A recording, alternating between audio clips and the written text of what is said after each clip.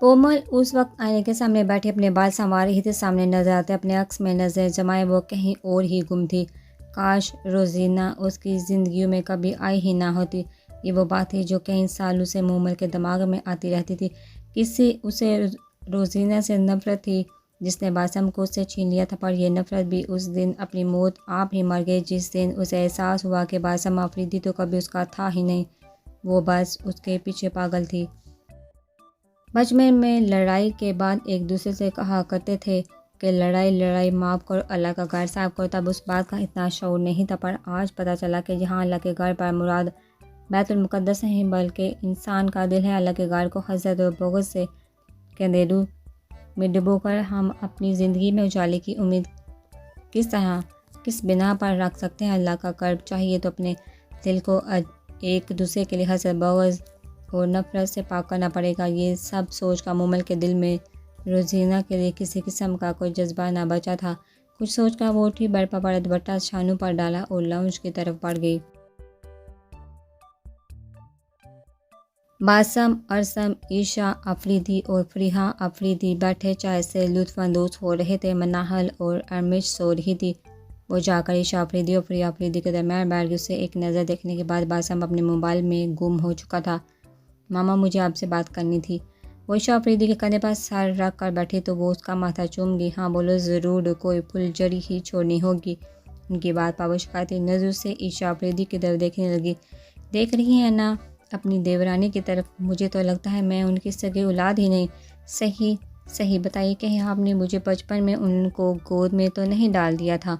उसकी बात पर जहाँ फरीहा अफरीदी की तेवरी चढ़ी वहीं ईशा अफरीदी और अरसम अफरीदी हंस दिए। नहीं चड़ेल, तुम हमारी बहन बिल्कुल भी नहीं, बल्कि हम तुम्हें कचरे के ढेर से उठा कर लाए थे।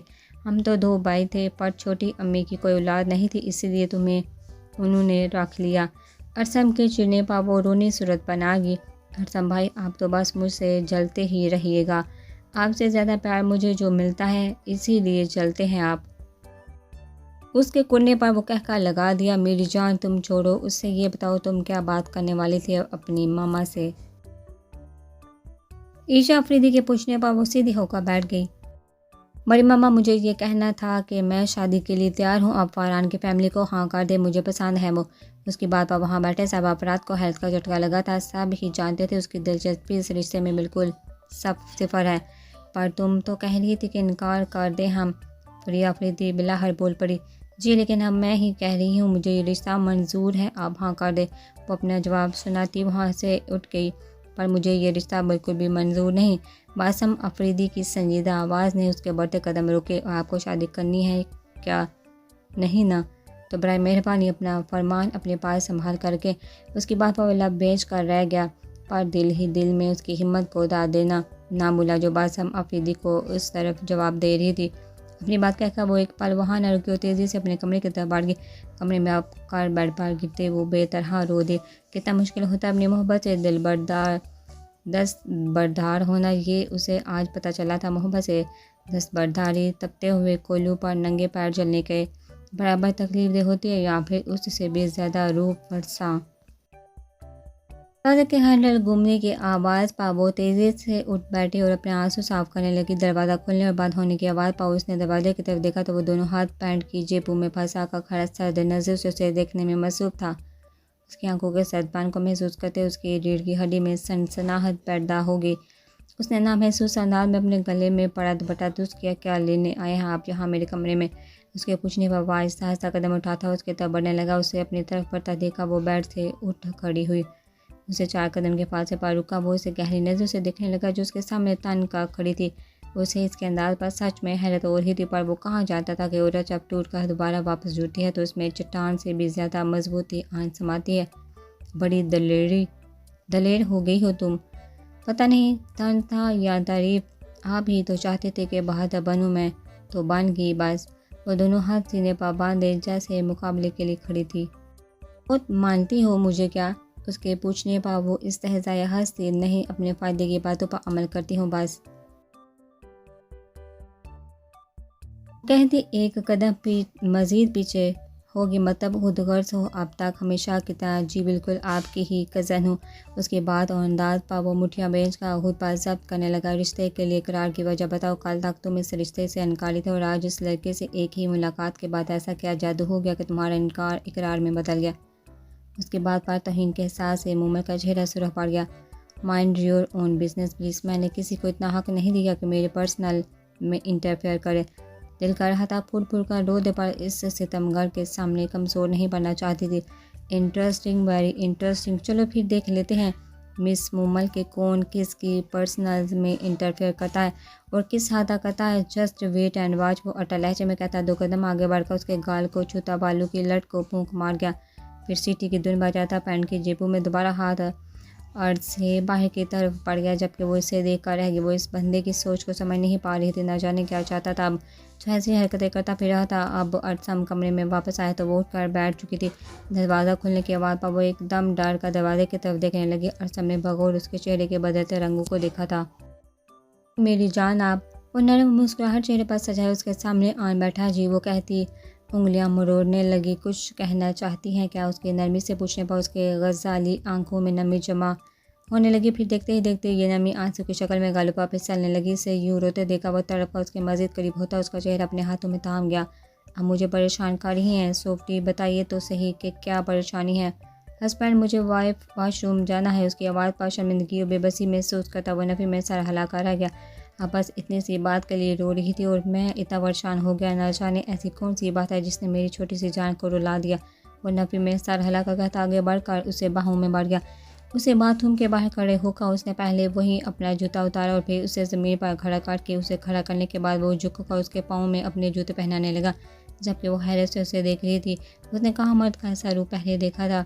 आप फ्रेश होकर आ जाइए, मैं यही आपका इंतज़ार कर रहा हूँ। के लफ्ज़ फ्रेश पा बोलना समझी से उसकी तरफ देखने लगी, पर फिर सर हिलाकर अंदर चली गई। फारग होकर बाहर आए तो वो वहीं दरवाजे के पास खड़ा मोबाइल में बिजी था। उसे देखा उसने मोबाइल जेब में रखा। उसे फिर से बाहों में बढ़ गया। उसे बेड पर बिठाकर अच्छे से ब्लैंकेट से कवर करने के बाद जूता पहनकर खुद ड्रेसिंग टेबल की तरफ बढ़ गया। बेड की तरफ वापस आया तो उसके हाथ में हेयर ब्रश मौजूद था। वो आकर उसके पीछे बैठा। उसके उलझे हुए बाल खोल गया। उसके बाल बहुत खूबसूरत है। मोमल के बालों से भी ज़्यादा खूबसूरत बाल उसने आज तक किसी के ना देखे थे। वो हमेशा सोचता था कि उसकी बीवी के बाल भी ऐसे ही खूबसूरत हों। अरमिश के बाल मोमल जितने लंबे तो ना थे, पर बहुत हसीन थे। उसके बालों और आंखों का रंग सुनहरी था, जो उस पर बहुत जचता था। उसके उलझे बाल खोलने के बाद वो नरमी से उसके बाल सुलझाने लगा। उसके बाल सुलझाने के बाद इन्हें ढीली सी चोटी में बांध दिया। मोमल के लाड उठाने का ही नतीजा था ये, जो वो बालों की चोटी बनाना सीख गया था। मोमल अक्सर से अपने बाल उसे बनवाती थी। ये आपने कैसे किया? वो आंखों में इश्तियाक समोए पूछने लगी। वो हमेशा बालों को ढीली सी पोनी में ही कैद करती थी। उसके बालों को पहली दफ़ा किसी ने चोटी में बांधा था। उसे ये बहुत दिलचस्प लग रहा था। हाथों से किया मेरी जान। वो इसकी मासूमियत पर हंस दिया। काफ़ी, आप मुझ पर यकीन करती हैं क्या? उसके पूछने पर वो झट से हाँ में सर हिला के कितना। उसके हाथों को अपने हाथों में मजबूती से थाम कर पूछा। इस दुनिया में सबसे ज़्यादा उसके जोर देने पर हल्का सा मुस्कुरा दिया। पक्का ना? उसके फिर से पूछने पर वो उसकी गिरफ्त अपने बालों पर साथ पड़ती महसूस करके दोबारा सर हिला गए। फिर मुझे बताइए कि आपको एक अगवा किसने करवाया था? उसने किसी ज्यादती का नहीं, सिर्फ अगवा का पूछा ताकि मज़ीद खौफज़दा ना हो, पर उसके पूछने पर ही उसका रंग एकदम जर्द पड़ गया। मुझे सिर्फ उसका नाम बताइए, वो कौन था? वो संजीदा चेहरा लिए उसके सामने बैठा। उसे फिर से उस अजियत में धकेल गया। राजा कौन है बाहर? वो उसके पीछे ही नीचे आ गई और उसे आप तक दरवाजे के सामने खड़ा देखा पूछने लगी, कमरे में चलो मैं आता हूँ। कुछ देर में वो मुड़कर उसे देखता संजीदगी से बोला तो वो सारा हालाती वहाँ से जाने लगी, पर कानों में बढ़ती शनासा सी आवाज़ ने उसके कदम जंजीर कर दिए। वाह भाई वाह! निकाह से पहले तो रोना धोना ही ख़त्म नहीं हो रहा था और अब यूँ हार सिंगार किए बड़े ऐश से रहा जा रहा है अपने आर्जी शोहर के साथ। इतना दिल लग गया है जो अपने मुस्तकिल शोहर कबूल बैठी। वो राजा की सैर से गुजरता नूरिया से कुछ फासले पर आकर हुआ। उसके जहर में डूबे अल्फाज नूरिया के कान लहूलुहान कर रहे तो उसका रंग पीला पड़ चुका था। उससे पहले कि वो अपना जुमला पूरा करता, राजा जब्त होते उसे गद्दे से दबोच का एक झटके से पीछे दीवार के साथ लगा गया। साले, तुझे कहा था ना कि राजा से पंगा मत लेना, पर लगता है तुझे अपनी जान प्यारी नहीं। और मेरी एक बात पहली और आखिरी दफ़ा सुने, जो शख्स राजा की मलकियत की तरफ आंख उठाकर भी देखे तो राजा उसे फिर कुछ और देखने के काबिल भी नहीं छोड़ता। जान प्यारी है तो निकल यहाँ से। हाशिर की आंखों में अपनी सर्द आंखें गाड़ कर बोलता वो उसे सच में खौफजदा कर गया। छोड़ दे प्लीज़। नूरिया की तरनम आवाज़ पर राजा ने चेहरा मोड़ कर उसकी आंखों में देखते एक झटके से हाशिर की गर्दन छोड़ दी। वो सुरख चेहरा लिए अपनी गर्दन से हिलाने लगा। तुम अच्छा नहीं कर रहे राजा, तुम दोनों बिल्कुल अच्छा नहीं कर रहे। ऐसे आपस की बात है, किसी और की कुर्बत में रहकर तुम मज़ीद हसीन। गामो गुस्से से कहता वो इस घर से निकलता चला गया। उसके जाते ही नूरिया भागते हुए कमरे में बंद हो गए। राजा आंखें स्केड़ कर उसे सिमर देखने लगा। जहाँ वो गायब होती वो भारी कदम उठाता कमरे की तरफ बढ़ा। जाकर बेड के पास खड़ा होकर उसे देखने लगा जो सर घुटनों में दिए बैठी थी। मेरी रानी।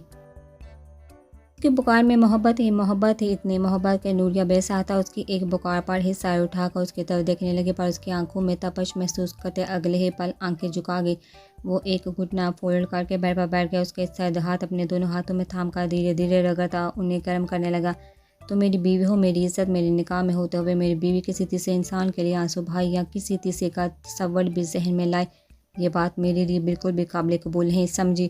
उसकी सर्द आवाज़ पर वो सर हिला कि उसने आज पहली दफ़ा राजा का ये रूप देखा जिससे वो सच में खौफजदा हो गई थी। उसके सर हिलाने पर राजा के तासुरात बदले और वो मुस्कुरा कर उसके नज़दीक होते वो अपने मजबूत बाजू उस नाजुक हसीना की कमर में डालता उसे अपने नज़दीक खींच गया। इस अचानक आफत पर वो राजा के सीने से जा टकराई। खुशबू में बस नाजुक सरापा राजा के हवासों पर पूरी तरह छाने लगा। वो नूरिया के बालों में हाथ फंसाए हल्का सा झटका देकर उसका चेहरा अपने मुकाबल कर गया। वो सब कुछ भूलकर अब राजा की कुर्बत में शर्म से दोहरी हो रही थी। उसकी निगाहें रूह तक उतरती महसूस हो रही थी। मेरी रानी। उसकी बोझल आवाज़ में पुकार पर नूरिया की हथेलियाँ नम हो गई और लड़सी पल के गालों पर साया फगन हो गई। लड़ से कामते गुलाबी बड़े बड़े लब राजा के हल्क में कांटे उगा गए। दिल पर काबू खोता वो झुका बहुत नरमी से उसके शरबती बाल लबों का जाम पीने लगा। नूरिया का दिल ऊंचे का हल्क में आ चुका था। उसके पे एहतियारी नूरिया की जान पा बनाई थी। अपने कंधों पर नूरिया के साथ गिरफ्त महसूस करते वो खुद पापा मुश्किल काबू पाते उसे अपने लम्स में तो आज़ाद कर गया, पर अपनी गिरफ्त मजीद मजबूत कर गया। वो इतनी सी अनायत पर ही बेहाल होती उसके सीने पर सा रख दी। अपनी सांसों को समेटने लगी। मेरी जान का इतनी सी शरारत पर यह हाल है। तो जब राजा का जुमला मुकम्मल करने से पहले ही वो तेज़ी से उसके लबों पर हाथ जमा गई। उसकी हिफाजत से सुरह पर तिरंगा तो लड़ से पल के देखा। वो क्या लगा कर उसे खुद में भेज गया। अरे हमारा मुकाबला तो बीच में ही रह गया। माल्टू की बाबत याद आते ही वो उसके मुकाबले चेहरा करता बोला। वजह नूरिया की शर्म दूर करना थी। जी नहीं, कोई बीच में नहीं रह गया। मैंने अच्छे से छीले था जबकि आपने तो जान ही छुड़वाई थी बस। इसीलिए मैं जीती हूँ और आप हार गए हैं। वो भी शेर होते नाक स्कोर कर जता गई। बाकी मैं हार ही तो क्या हूँ। जानती हो क्या तुम पर अपना दिल और जी भी जानती हो कि इस हार के बदले मुझे क्या मिले। तुम क्या किसी शिकस्त का इतना हसीन अंजाम हो सकता है। जलावाज कानों में पड़ते वो शर्म से लाल पड़ती बेवजह ही बाल कानों के पीछे अड़सने लगी थी। चलो अब जाकर इन माल्टू को ठिकाने लगाते हैं। वो हंसता हुआ उसके हाथ थामे उसे साथ लिए छत की तरफ चल दिया। मुझे सिर्फ उसका नाम बताइए वो कौन था। वो संजीदा चेहरा लिए उसके सामने बैठा उसे फिर से उस अजियत में धकेल गया। आप हमें छोड़ना चाहते हैं ना। हम आपको गंदी लगती है ना। उन्होंने हमें गंदा कर दिया आप, इसीलिए हम आपको अच्छी नहीं लगती। और सब तो उसकी बात तरफ उठा था। वो बेयकीनी से उसकी तरफ देखने लगा जो आंसू बहाती बुरी तरह अपने लब को चल रही थी। सॉफ्टी, आप ऐसा कैसे सोच सकती हैं। वो उसकी बात पर अफसोस कर रहा था, पर कसूर उस मासूम का भी नहीं था। वो हद दर्जा मासूम थी। उसके गर्दोपेश से वाकिफ न थे जिस अजियत से गुजरना पड़ा। अब आप अगर नहीं बताना चाहती आप ना बताएं, पर इतना हमेशा याद रखिए कि अरसम अफरीदी के लिए दुनिया की सबसे अच्छी और पाक लड़की अरसम अफरीदी है। अरसम अफरीदी के लिए सरापा मोहब्बत है। मेरी मोहब्बत है। अगर मेरी मोहब्बत की तस्लील करिए मेरे लिए बिल्कुल भी काबिल बर्दाश्त नहीं समझ रही हैं आप। उसके पूछने पर वो तेज़ी से सर हिला गई। उसके पास से उड़कर जाने लगा तो वो फुर्ती से उसका बाजू अपने दोनों हाथों में जकड़ गई। वो सवालिया नज़र से उसकी तरफ देखने लगा। मत चाहिए प्लीज़, हमें डर लगता है। उसकी आवाज़ में बेबसी महसूस करता वो लाभ बेंच के उसकी गिरफ्त से नरमी से अपना बाजू छुड़वाया और बेड की दूसरी तरफ बढ़ के अपनी जगह लेटने के बाद वो उसे नरमी से खींचता अपने सीने पर गिरा गया। सब कुछ जहन से निकाल कर सिर्फ अपने हस्बैंड के बारे में सोचिए और सो जाइए। मैं हूँ ना, सब ठीक कर दूंगा। वो इस पर ब्लैंकेट सही करता उसके बालों में धीरे से उंगलियां चलाकर उसके दिमाग को सुकून पहुँचाने की कोशिश करने लगा जो कि कामयाब ठहरी थी। चंद मिनट के बाद ही वो उसके सीने पर सर रखे और दोनों बाजू उसके गिर्द बांधे नींद की वादी में उतर चुकी थी। उसकी पेशानी को छूता वो भी अपनी आंखें मूंद गया। शाम के साहिब पर फैलाने लगे। तो उसने घड़ी पर नज़र डालकर वक्त देखा। उसने घंटा भर पहले दुरिया को कॉल करके बुलाया था, जो अब तक ना आई थी। अभी वो यही सोच रही थी जब दुरिया की आवाज़ उसके कान में पड़ी। अस्सलाम वालेकुम, कैसी हो चुड़ैल? उसकी चुड़ैल से पूछने बमू में उसे घूर का उसके गले लागे। वालेकुम सलाम दुरिया, बहुत बदतमीज़ हो तुम। अरसम भाई की ज़बान बोलने लगी। तुम भी। उसका इशारा चुड़ैल कहने की तरफ था। उसके चिढ़ने पर दुरिया खिलखिला कर हंसी। बताओ कि हमारी छोटी सी प्रिंसेस कहाँ है भाई? मैंने तो उसे बहुत मिस किया। इतनी प्यारी बातें करती है यार। उसके यूं इश्तियाक से बोलने पर मुमल उसे घूर कर रह गई। माशाल्लाह, नहीं बोला जाता क्या? नज़र लगाओगी मेरी जान को तुम? वो इसके बाजू पर थप्पड़ मार के, जिसके जवाब में दुरिया उसे घूरने लगी। वैसे वो सो रही है, कुछ देर पहले सुलाया है मैंने उसे। उसके बताने पर वो सारा लगी और बकौल उसके चेहरे को देखने लगी। मुमल, क्या परेशानी है? अब इतनी अपसेट क्यों लग रही है? उस रिश्ते से खुश नहीं हो क्या? धुरिया की फिक्रमंदी से पूछने पर वो गहरी सांस भर कर आएगी। फिर उसे बासम की सारी गुफ्तगू बताने लगी। व्हाट, ये सब क्या है अब यार? बासम भाई चाहते क्या है अब? जब तुमने मोहब्बत का इजहार किया तब नफरत का इजहार करके चले। अब जब तुम अपनी लाइफ में सेटल होना चाह रही हो तो ये नया ड्रामा शुरू करके बैठ गए। वो बासम की बातें सुनती भड़क उठी थी। मुझे भी यही समझ नहीं आ रहा यार कि वो चाहते क्या है अब। मुझे तो वो मुझसे मर कर भी नहीं कर सकते, फिर ये सब क्यों कर रही हैं? वो खुद को बहुत बेबस महसूस कर रही थी। तुम क्या चाहती हो मुमल? क्या तुम अब भी बासम भाई से मोहब्बत करती हो? वो खोती हुई निगाहें उसके चेहरे पर टिका कर मुस्तफसिर हुई। जानती हो दुनिया, मोहब्बत एक ऐसी आग है जो हमारे कल्ब के दीमक ज़्यादा लकड़ी को भी हमेशा सुलगाए रखती है। उनकी मोहब्बत की कोई ना कोई चिंगारी आज भी मेरी राख ज़्यादा दिल में मौजूद है। मैं उस हकीकत का ना इकरार कर सकती हूँ ना इजहार, पर उस शख्स ने मेरा दिल बहुत बुरी तरह तोड़ा है। दुनिया, अगर मैं उन टुकड़ों को समेटने बैठूँ तो मेरे अपने हाथ ही लहूलुहान हो जाए। मैं क्या करूँ दुनिया? उसकी आंसू भरी आंखों को दुख से देखते दुरिया उसे अपने साथ लगा के, मैं अब जो कहूँगी मुमल तुम्हें वैसा करना है, बात समझी? उसके सर हिलाने पर दुरिया धीरे धीरे उसके कान में सारी बात खोलने लगी। बात मुकम्मल करते हुए पीछे हट मुमल का चेहरे देखने लगी, जो तज़ब्ज़ब का शिकार था। आर यू श्योर दुरिया? वो कुछ कंफ्यूज ही थी। यस आई एम 100% श्योर, वो यकीनी बड़े लहजे में बोली। इससे पहले वो कुछ और बात करती रसम वहाँ चला आया। वो सलाम करा, उसके सामने सोफे पर बैठ गया। जबकि उसे रूबरू पाते दुरिया का दिल बेतरह धड़कने लगा।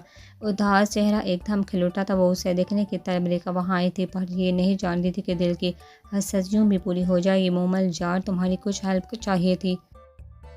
थोड़ी से सलाम दुआ के बाद मोमल से महातब हुआ। जी कही अरसम भाई, क्या हेल्प चाहिए? वो अपना गम सर पर करती उसकी तरफ मतवजा हुई। क्या तुम मेरे साथ मार्केट चल सकती हो अभी? एक्चुअली मुझे अरमेश के लिए ड्रेसेस बाकी ज़रूरत की चीज़ें लेनी है। मुझे तो इन चीज़ों का इतना आइडिया नहीं है। अगर तुम साथ चलो तो अच्छा हो जाएगा। अभी वो सोई है तो मैंने सोचा हम जल्दी से मार्केट से हो आते हैं, क्या ख्याल है? उसके यूँ हिचकिचा कर पूछने पर वह बाहूशी सरह लगी। यार शोर, वाई नॉट? मनाहल भी सोई है, 2 घंटे से पहले तो नहीं उठेगी, तब तक हम वापस आ जाएंगे इजीली। उसके जवाब पर वो मुतमईन होता सर हिला गया, जबकि दुरिया उलझे मरी नज़रों से उन दोनों को देख रही थी। अरे दुरिया, मैं तुम्हें बताना भूल गई हूँ, अरसम भाई ने शादी कर ली है और दुरिया इनकी मिसेस का नाम है। बहुत प्यारी सी और छोटी सी है। वो अभी तो सो रही है, वरना मैं मिलवाती उनसे तुम्हें। वो अपनी धुन में ही बोलती जा रही, जबकि दुरिया का वजूद जलजलों की साथ में आ चुका था। उसके सर पर सारा आसमान एक एक करके टूट चुके थे। वो बेयकीनी से साकत खड़ी थी और सम की नज़र उस पर पड़ी तो वह बेंच का रह गया। उसके चेहरे से वो उसके अंदर की हालत जान गया था, पर वो इस मामले में बिल्कुल बेबस था। वो उसे प्यारी सी लड़की की चाह से वाकिफ था, पर दिल पर किसी का जोर चलता है। वो ज़बरदस्ती उसे अपने दिल की मकीन नहीं बना सकता था। उसका दिल तो अरमिश की अमानत था अज़ल से ही, फिर कैसे उसकी अमानत में हयानत होती। दुरिया, तुम भी चलो हमारे साथ। मोमल के कहने पर वो चौंका उसकी तरफ देखने लगी। दुरिया, तुम ठीक हो? उसकी पीली पर तिरंगा देखा मोमल परेशानी से रफ्तार करने लगी। हाँ हाँ मैं ठीक हूँ, बस एकदम सर दर्द करने लग गया है। तुम लोग जाओ, मुझे अभी घर पहुँचना है, रात होने वाली है, फिर मिलेंगे, अल्लाह हाफिज़। दिल के दर्द पर काबू पाना मुश्किल लगने लगा तो वो एकदम अलविदा कहती वहाँ से निकल आई, जबकि मोमल हैरान परेशान से उसकी एक दम बिगड़ती हालत को सोचने लगी। गाड़ी में बैठते ही आंसू का तूफान उमड़ आया। दिल दर्द से फट रहा था। या अल्लाह, तकलीफ़ बड़ी पुकार में इस कदर तड़प थी कि अरसम आफरीदी अगर जान जाता तो जान से जाता। घूमते हुए सर को जगह का हवास काबू में लाती वो गाड़ी का रुख घर की तरफ कर गई। उसे जल्द अज जल्द घर पहुंचना था, वरना उसकी हालत कहीं पहुंचने के काबिल ना रहती। शाम को अलविदा करते रात ने बहुत दुख से उस प्यारी सी लड़की को देखा था।